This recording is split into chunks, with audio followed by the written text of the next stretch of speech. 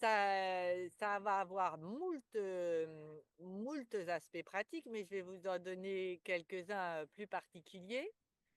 Par exemple, ce faisant, quand vous vous promenez dans les niveaux de conscience, vous installez aussi dans votre cerveau de nouvelles connexions neuronales. Et ça veut dire que, dans un premier temps, vous le faites par la répétition de l'exercice et vous êtes autonome parce que vous avez juste à écouter un son et à chaque fois que vous le répétez, vous repassez une couche de myéline sur vos synapses dans votre cerveau, ce qui fait que d'un petit chemin que vous avez créé au départ, ça va devenir une route, puis une autoroute et vous pourrez le faire bientôt sans avoir besoin du son. C'est ça l'avantage aussi, c'est que non seulement on est d'abord autonome avec, ces sonorités, mais ensuite on n'a plus besoin des sonorités parce que notre cerveau, heu, sait reconnaître et sait aller, à la demande progressivement dans le niveau de conscience que l'on souhaite. Alors par exemple, un exemple concret, vous avez, une, très grosse émotion.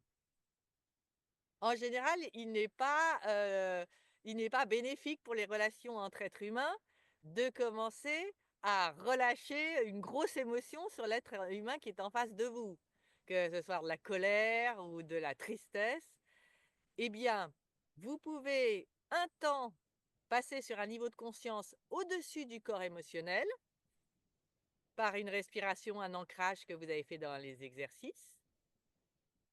Pendant ce temps-là, vous n'allez pas relâcher, l'émotion à ce moment-là, mais vous allez bien plutôt pouvoir en recueillir l'information.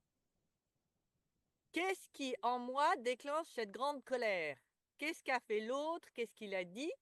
Quel est son point de vue? Quel est le mien? Et ça vous donne un temps de latence qui, s'apparente à ce qu'on peut appeler de la gestion émotionnelle intelligente. Quand même, vous reconnaissez que vous avez l'émotion, vous avez ce temps de latence qui fait que vous ne, littéralement, relâchez pas toute votre colère sur votre interlocuteur et puis ensuite, vous aurez, plus tard, à un autre moment, le temps d'y revenir et de vous dire, de quelles informations c'était porteur. Voilà un exemple, par exemple.